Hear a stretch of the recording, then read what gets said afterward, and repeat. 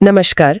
इस चर्चा में आपका स्वागत है। आज हम स्विफ्ट प्रोग्रामिंग भाषा की कुछ ज़रूरी बातों को समझने की कोशिश करेंगे। हमारे पास जो नोट्स और दस्तावेज हैं उनके आधार पर ये स्रोत स्विफ्ट की बुनियादी बनावट, आम तरीकों और हाँ, कुछ चुनौतियों पर भी रोशनी डालते हैं। तो चलिए इन स्रोतों से मिली जानकारी को बारीकी से देखते हैं और समझते हैं कि इसमें सबसे काम का क्या है। शुरुआत करने के लिए एक आम सवाल लेते हैं जो अक्सर नए डेवलपर्स पूछते हैं। स्विफ्ट में वार और लेट में क्या फर्क है? स्रोत बताता है कि दोनों ही मान यानी वैल्यू स्टोर करने के काम आते हैं। हाँ, ये स्विफ्ट की एकदम बेसिक चीज है। वार से आप एक वेरिएबल बनाते हैं, यानी ऐसी चीज जिसका मान बाद में बदला जा सकता है। जैसे आपने लिखा वार स्कोर इक्वल्स टू 0 और गेम खेलते हुए ये स्कोर बढ़ता जाएगा। अच्छा। दूसरी तरफ लेट से आप एक कांस्टेंट बनाते हैं, यानी एक स्थिर मान जिसे एक बार सेट कर दिया तो बदला नहीं जा सकता। जैसे let app version equals to 1.2, ये फिक्स रहेगा। तो क्या ये सिर्फ मान बदलने या न बदलने की ही बात है या इसके पीछे कोई और सोच भी है? मतलब क्यों है ये फर्क? इसके पीछे गहरी सोच है। असल में स्विफ्ट में सलाह दी जाती है कि जहां तक हो सके लेट का इस्तेमाल करें। इसे इम्यूटेबिलिटी यानी अपरिवर्तनशीलता को प्राथमिकता देना कहते हैं। इम्यूटेबिलिटी? हाँ, जब आप जानते हैं कि कोई मान नहीं बदलेगा तो कोड को समझना और उसमें गलतियां ढूंढना आसान हो जाता है, खासकर जब बहुत सारे लोग एक ही प्रोजेक्ट पर काम कर रहे हों या कोड बहुत बड़ा हो। वार का इस्तेमाल तभी करें जब आपको पक्का पता हो कि मान को बदलना ही पड़ेगा। अच्छा, तो ये कोड को सुरक्षित और समझने में आसान बनाने का एक तरीका है। ठीक है। अब स्विफ्ट की एक और खासियत है टाइप सेफ्टी। स्रोत में इंट, स्ट्रिंग, बूल जैसे कई डेटा टाइप्स का जिक्र है। टाइप सेफ्टी का असल मतलब क्या है? ये कैसे काम करती है? टाइप सेफ्टी का मतलब है कि स्विफ्ट इस बात को लेकर बहुत सख्त है कि आप किस तरह का डेटा किस वेरिएबल में रख सकते हैं। अगर आपने एक वेरिएबल को इंटीजर इंट के तौर पर बनाया है तो आप उसमें टेक्स्ट स्ट्रिंग डालने की कोशिश नहीं कर सकते, मतलब वो करने नहीं देगा। ओके। कंपाइलर आपको कोड लिखते समय ही ये गलती बता देगा, वहीं पकड़ लेगा। इससे रन टाइम पर होने वाले कई क्रैश बच जाते हैं जो दूसरी भाषाओं में आम हो सकते हैं जहां टाइप चेकिंग इतनी सख्त नहीं होती। समझ गई, मतलब कंपाइलर पहले ही आपकी मदद कर देता है, एक तरह से सेफ्टी नेट है। लेकिन कभी कभी ऐसा होता है कि हमें पक्का पता नहीं होता कि किसी वेरिएबल में मान होगा भी या नहीं। जैसे मान लीजिए इंटरनेट से कोई जानकारी मंगा रहे हैं, हो सकता है वो मिले ही ना, कनेक्शन फेल हो जाए। स्रोत बताते हैं कि इसके लिए स्विफ्ट में ऑप्शनल्स हैं। ऑप्शनल्स क्या चीज है? बिल्कुल, ऑप्शनल्स स्विफ्ट का एक बहुत ही महत्वपूर्ण हिस्सा है और ये इसी अनिश्चितता से निपटने के लिए बनाए गए हैं। ऑप्शनल एक तरह का समझिए डिब्बा है जिसमें या तो एक असली मान हो सकता है जैसे एक स्ट्रिंग या एक नंबर, या फिर कुछ भी नहीं हो सकता। कुछ भी नहीं? हाँ, जिसे स्विफ्ट में निल कहते हैं। निल का मतलब है मान की अनुपस्थिति, वैल्यू नहीं है। जब आप किसी वेरिएबल के टाइप के आगे प्रश्न चिन्ह डॉट लगाते हैं, जैसे var user profile image string, हाँ, तो आप बता रहे हैं कि इसमें या तो यूजर की इमेज का नाम जो कि एक स्ट्रिंग होगा या फिर निल होगा, कुछ नहीं होगा। अच्छा, तो अगर किसी ऑप्शनल में निल हो सकता है तो उसे इस्तेमाल कैसे करें ताकि ऐप क्रैश ना हो? क्योंकि स्रोत में फोर्स अनरैपिंग का जिक्र है, लेकिन वो सुनने में ही खतरनाक लगता है। हाँ, वो है भी। फोर्स अनरैपिंग का इस्तेमाल बहुत ही कम और सावधानी से करना चाहिए।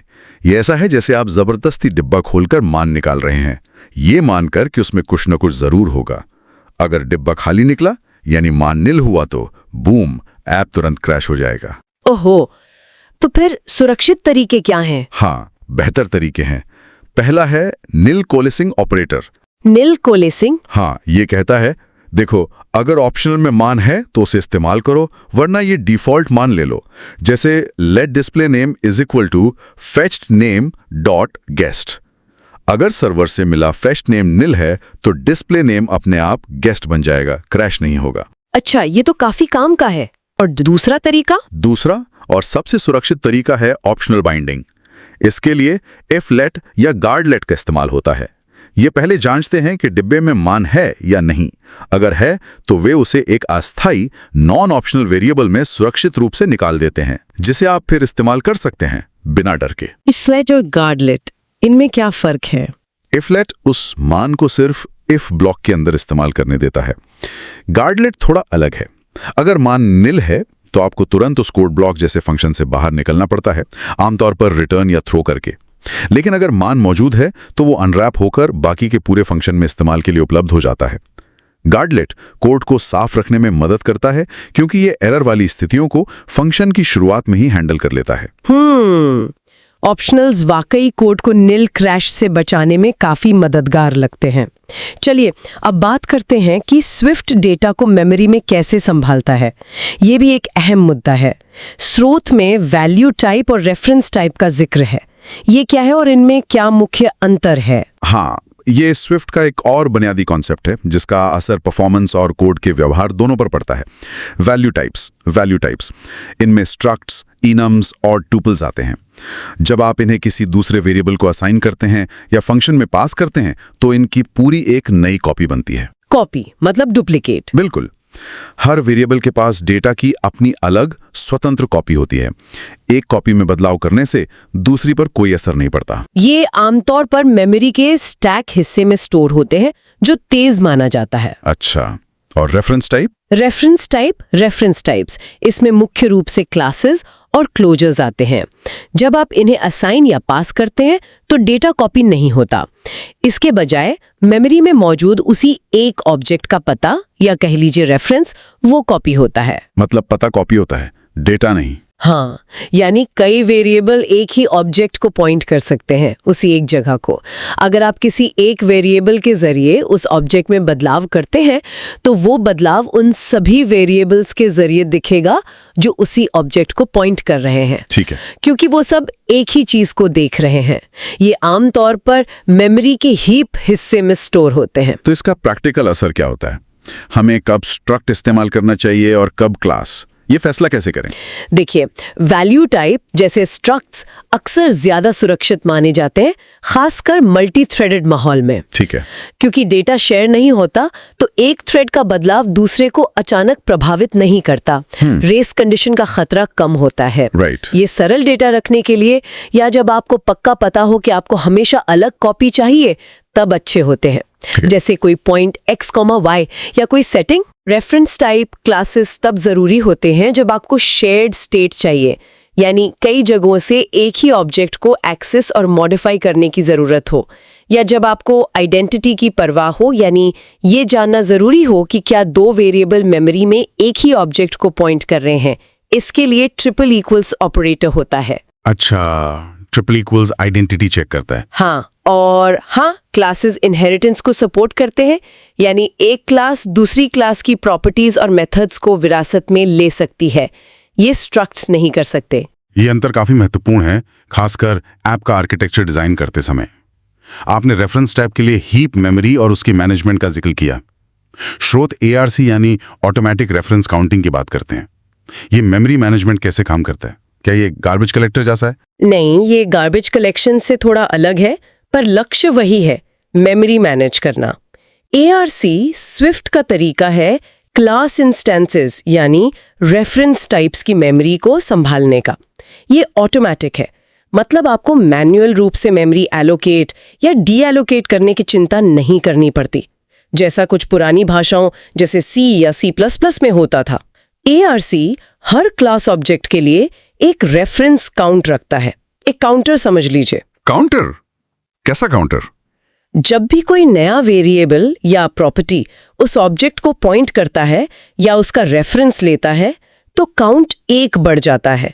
जब कोई वेरिएबल उस ऑब्जेक्ट को पॉइंट करना बंद कर देता है, जैसे वेरिएबल स्कोप से बाहर चला जाए या उसे निल सेट कर दिया जाए, तो काउंट 1 कम हो जाता है। और जब काउंट 0 हो जाए?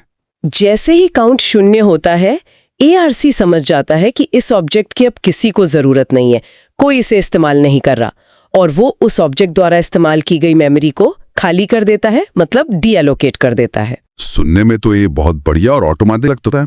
क्या इसमें कोई पेंच भी है? कोई प्रॉब्लम हो सकती है? स्रोत स्ट्रॉन्ग रेफरेंस साइकिल का जिक्र करते हैं, ये क्या चीज है? हाँ, ये ARC की एक आम समस्या है, जिसे रिटेन साइकिल भी कहते हैं। ये एक पेंच है। ऐसा तब होता है जब दो या ज्यादा क्लास ऑब्जेक्ट एक दूसरे को मजबूती से पकड़ लेते हैं, मतलब एक दूसरे का स्ट्रॉन्ग रेफरेंस रखते हैं। एक दूसरे को पकड़ लेते हैं, कैसे? मान लीजिए एक एम्प्लॉय ऑब्जेक्ट है जिसके पास अपने डिपार्टमेंट ऑब्जेक्ट का स्ट्रॉन्ग रेफरेंस है, जैसे var डिपार्टमेंट डॉट डिपार्टमेंट, और उसी डिपार्टमेंट ऑब्जेक्ट के पास वापस उस एम्प्लॉय का स्ट्रॉन्ग रेफरेंस है, जैसे var current employ dot employ. अब भले ही बाहर से इन दोनों ऑब्जेक्ट्स को कोई पॉइंट ना कर रहा हो, मान लीजिए कोई और वेरिएबल नहीं है जो इन्हें रेफर कर रहा हो, हाँ, ये एक दूसरे को जिंदा रखेंगे क्योंकि इनका रेफरेंस काउंट कभी शून्य नहीं हो पाएगा। एम्प्लॉय का काउंट 1 रहेगा डिपार्टमेंट की वजह से, और डिपार्टमेंट का 1 रहेगा एम्प्लॉय की वजह से। ये मेमोरी लीक है। मेमोरी इस्तेमाल होती रहती है पर कभी खाली नहीं होती। ओह, ये तो गंभीर समस्या हो सकती है। तो इस साइकिल को तोड़ने का क्या तरीका है? स्विफ्ट इसके लिए 2 तरह के रेफरेंस देता है जो स्ट्रॉन्ग नहीं होते, वीक और अनओन्ड। ये साइकिल तोड़ने के औजार हैं। वीक रेफरेंस काउंट नहीं बढ़ाता, ये हमेशा ऑप्शनल होता है, वार लगाकर लिखते हैं क्योंकि जिस ऑब्जेक्ट को ये पॉइंट कर रहा है वो कभी भी मेमोरी से हटाया जा सकता है। अगर ऑब्जेक्ट हटा दिया जाता है तो वीक रेफरेंस अपने आप निल हो जाता है। ये सेफ है। अच्छा, तो वीक अपने आप निल हो जाता है। हाँ, इसका इस्तेमाल तब करते हैं जब ये पता हो कि एक ऑब्जेक्ट दूसरे से पहले मेमोरी से जा सकता है। जैसे डेलीगेट पैटर्न में अननोन रेफरेंस भी काउंट नहीं बढ़ाता, लेकिन ये मानकर चलता है कि जिस ऑब्जेक्ट को ये पॉइंट कर रहा है वो हमेशा मौजूद रहेगा जब तक ये रेफरेंस खुद मौजूद है। ये ऑप्शनल नहीं होता। अगर वो ऑब्जेक्ट चला गया तो? हाँ, यही रिस्क है। अगर आप गलती से एक अननोन रेफरेंस को एक्सेस करने की कोशिश करते हैं जब ऑब्जेक्ट जा चुका हो तो ऐप क्रैश हो जाएगा। इसका इस्तेमाल तब करते हैं जब आपको पक्का यकीन हो कि दूसरा ऑब्जेक्ट हमेशा रहेगा या दोनों ऑब्जेक्ट्स का लाइफ टाइम एक साथ जुड़ा हो। सही जगह पर वीक या अननोन का इस्तेमाल करके आप रेफरेंस साइकिल को तोड़ सकते हैं और मेमोरी लीक से बच सकते हैं। और अगर हमें शक हो कि मेमोरी लीक हो रही है तो उसे कैसे ढूंढे? कोई टूल है? हाँ, एक्सकोड के साथ आने वाला इंस्ट्रूमेंट्स टूल इसमें बहुत मददगार है, खासकर लीक्स और एलोकेशंस प्रोफाइलिंग टेम्पलेट्स। ये आपको दिखा सकते हैं कि कौन से ऑब्जेक्ट्स बन रहे हैं पर मेमोरी से हटाए नहीं जा रहे हैं, और उनके बीच रेफरेंस साइकिल कहाँ बन रहा है वो भी विजुअली दिखा सकता है। इंस्ट्रूमेंट्स, ठीक है। एक आसान तरीका ये भी है कि आप अपनी क्लास के deinit मेथड में एक प्रिंट स्टेटमेंट डाल दें। deinit मेथड तब कॉल होता है जब ऑब्जेक्ट मेमोरी से हटने वाला होता है। अगर आपको लगता है कि कोई ऑब्जेक्ट हट जाना चाहिए था पर उसका deinit मैसेज प्रिंट नहीं हो रहा, तो ये रेफरेंस साइकिल का एक अच्छा संकेत हो सकता है। ये डिबगिंग टिप्स वाकई काम किए हैं। चलिए अब कोड को और लचीला बनाने वाले एक फीचर पर आते हैं, प्रोटोकॉल्स। स्रोत इसे एक ब्लूप्रिंट कहते हैं। इसका क्या मतलब है? ये इंटरफेस जैसा है क्या? हाँ, आप कह सकते हैं ये जावा या C# के इंटरफेस जैसा है, पर उससे भी ज्यादा शक्तिशाली हो सकता है। स्विफ्ट में प्रोटोकॉल एक तरह का नियम या कॉन्ट्रैक्ट है। ये बताता है कि किसी खास काम को करने के लिए क्या क्या क्षमताएं होनी चाहिए, कौन से मेथड्स होने चाहिए, कौन सी प्रॉपर्टीज होनी चाहिए, लेकिन ये नहीं बताता कि उन्हें कैसे लागू करना है। मतलब इम्प्लीमेंटेशन डिटेल्स नहीं देता, सिर्फ बताता है कि क्या होना चाहिए, कैसे नहीं। बिल्कुल। फिर कोई क्लास, स्ट्रक्ट या एनम उस प्रोटोकॉल को अपना एडॉप्ट कर सकता है, और ऐसा करके वो वादा करता है कि वो उस प्रोटोकॉल में बताई गई सभी जरूरी क्षमताओं को लागू करेगा, उनका इम्प्लीमेंटेशन देगा। जैसे एक फ्लाइबल प्रोटोकॉल कह सकता है कि उड़ने वाली चीज में टेक ऑफ और लैंड मेथड होने चाहिए।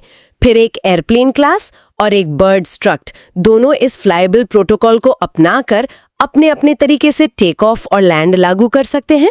तो इसका फायदा क्या है? मतलब क्यों इस्तेमाल करें प्रोटोकॉल्स? या चिड़िया, बस वो फ्लाइबल होना चाहिए। दूसरा, ये पॉलीमॉर्फिज्म को संभव बनाते हैं।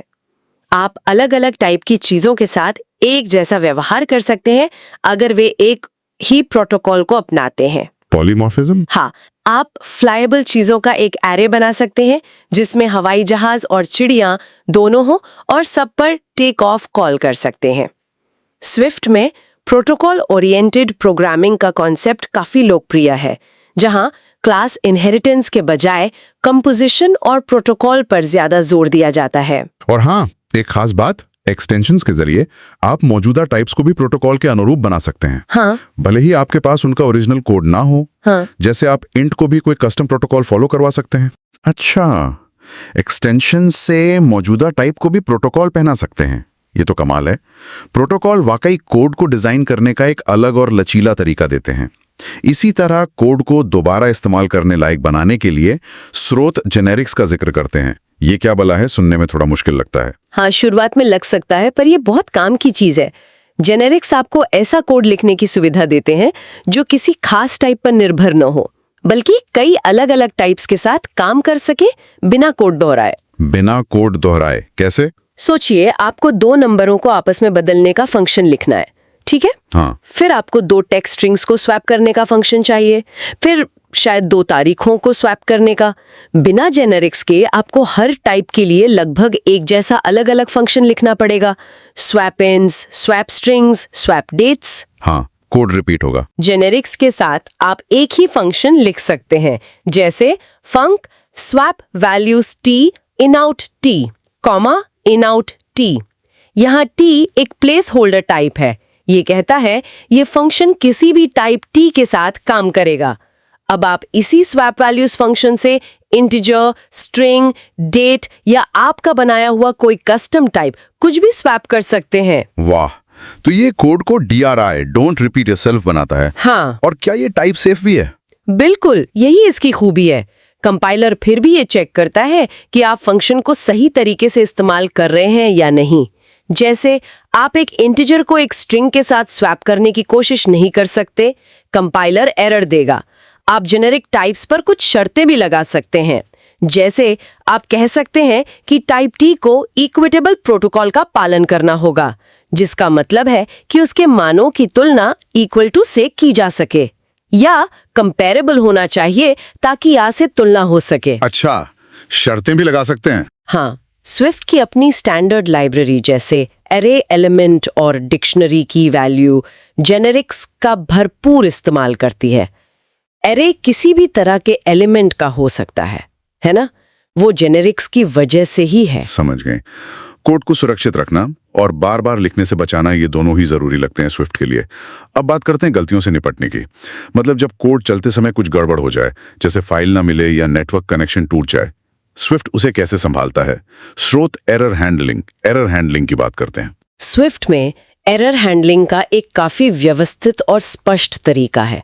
जो फंक्शन ऐसी गड़बड़ पैदा कर सकते हैं, यानी एरर फेंक सकते हैं, उन्हें थ्रोज कीवर्ड से मार्क किया जाता है। ये एक संकेत है कि सावधान, यहाँ एरर आ सकता है। Throws keyword? हाँ, अब ऐसे फंक्शन को कॉल करने के लिए आप सीधे कॉल नहीं कर सकते, आपको उसे डू कैच ब्लॉक के अंदर कॉल करना होता है। डू ब्लॉक के अंदर आप फंक्शन को ट्राई कीवर्ड के साथ कॉल करते हैं, जैसे ट्राई प्रोसेस फाइल। अगर फंक्शन बिना किसी एरर के चल जाता है तो डू ब्लॉक का बाकी कोड चलता है और कैच ब्लॉक स्किप हो जाता है। और अगर एरर आया तो? अगर फंक्शन कोई एरर थ्रोस करता है तो कंट्रोल तुरंत डू ब्लॉक से बाहर निकलकर कैच ब्लॉक में चला जाता है। आप अलग अलग तरह के एरर्स को पकड़ने के लिए कई कैच ब्लॉक लिख सकते हैं, पैटर्न मैचिंग का इस्तेमाल करके। ये तरीका कोड को ज्यादा साफ रखता है, क्योंकि एरर हैंडलिंग का लॉजिक, जो अक्सर थोड़ा मेसी हो सकता है, वो सामान्य कोड फ्लो से अलग हो जाता है। ठीक है। और स्रोत में ट्राई का भी जिक्र है, ये क्या है? ट्राई वो विस्मयादि बोधक चिह्न वाला? हाँ, ट्राई और भी कह सकते हैं बोल्ड है। ये फंक्शन को कॉल करता है ये मानकर कि कोई एरर आएगा ही नहीं। अगर एरर आ गया तो ऐप सीधा क्रैश। इसका इस्तेमाल तभी करना चाहिए जब आप 100% निश्चित हो कि एरर कभी नहीं आएगा। जैसे अगर आप ऐप बंडल से कोई इमेज लोड कर रहे हैं जो आपको पक्का पता है कि वहां है, पर फिर भी ये रिस्की है। आमतौर पर डू कैच या ट्राई ज्यादा सुरक्षित और बेहतर माने जाते हैं। समझ गई। तो ट्राई से बचना ही बेहतर है ज्यादातर। ठीक है, तो हमने आज स्विफ्ट के कई अहम पहलुओं पर बात की। वायरलेट और इम्यूटेबिलिटी की सोच, टाइप सेफ्टी, फिर ऑप्शनल से अनिश्चितता को संभालना, वैल्यू और रेफरेंस टाइप के बीच का जरूरी फर्क और मेमोरी पर उसका असर, ARC और मेमोरी लीक से बचने के तरीके जैसे वीक और अनोन्ड। प्रोटोकॉल से लचीला डिजाइन बनाना, जेनेरिक्स से कोड को दोबारा इस्तेमाल करना और एरर हैंडलिंग से कोड को मजबूत बनाना, ये सब मिलकर वाकई स्विफ्ट को एक शक्तिशाली और सुरक्षित भाषा बनाते हैं। बिल्कुल, ये सारे फीचर्स अगर आप देखें तो ये दिखाते हैं कि स्विफ्ट के डिज़ाइन में सुरक्षा, स्पष्टता और डेवलपर की गलतियों को कम करने पर कितना जोर दिया गया है। और यहीं से एक दिलचस्प सवाल उठता है जिस पर डेवलपर सोच सकते हैं। क्या सवाल? स्विफ्ट का ये तरीका जो डेवलपर्स को गलतियों की संभावनाओं जैसे nil value, memory leak, runtime errors के बारे में पहले से सोचने पर या कहले मजबूर करता है, क्या ये लंबे समय में वाकई ज्यादा भरोसेमंद और आसानी से मेंटेन किए जाने वाले ऐप्स बनाने में मदद करता है, खासकर उन भाषाओं की तुलना में जो शायद थोड़ी ज्यादा आज़ादी देती हैं, जहां आप आसानी से कुछ भी किसी में भी डाल सकते हैं या मेमोरी खुद मैनेज करनी पड़ती है? और इस सुरक्षा के बदले में क्या कीमत चुकानी पड़ती है? क्या इससे डेवलपमेंट कभी-कभी थोड़ा धीमा महसूस होता है या कोड थोड़ा ज्यादा वर्बोस मतलब लंबा लगने लगता है? ये एक ट्रेड ऑफ है जिस पर प्रोजेक्ट की जरूरत और टीम के हिसाब से विचार करना जरूरी है। सुरक्षा बनाम लचीलापन या शायद डेवलपमेंट की गति। वाकई ये सोचने वाली बात है। सुरक्षा और स्पष्टता की कीमत क्या है और क्या वो कीमत चुकाने लायक है? बेहतरीन पॉइंट। इस गहरी और जानकारी भरी बातचीत के लिए आपका बहुत बहुत धन्यवाद। उम्मीद है कि स्विफ्ट की इन गहराइयों में उतरना हमारे सुनने वालों के लिए फायदेमंद रहा होगा।